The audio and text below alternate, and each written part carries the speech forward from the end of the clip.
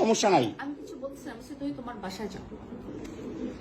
বাংলাদেশের আইন কতটা জঘন্য হইলে এর মতো একটা মহিলা ধর্ষণ মামলা আমাকে দিতে পারে?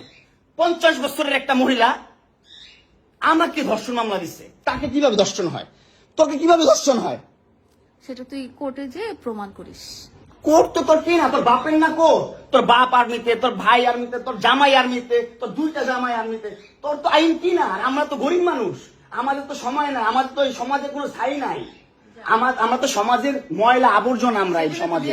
আর তোরা হচ্ছিস সমাজের অনেক উচ্চমানের মানুষ, অনেক ক্ষমতাবান মানুষ, এই জন্যই নাকে দড়িটা ঘুরাইতেছিস আমাকে, তুই বুঝছিস? হ্যাঁ, বিএমডব্লিউ নিয়ে যোগ্যতায় চালাই, তোর টাকা দিয়ে চালাই না, যোগ্যতা চালাই, কামাই করে চালাই। হ্যাঁ, বড়লোক হইতে পারবো না?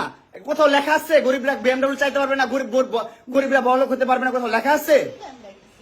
হ্যাঁ, কোথাও লেখা আছে?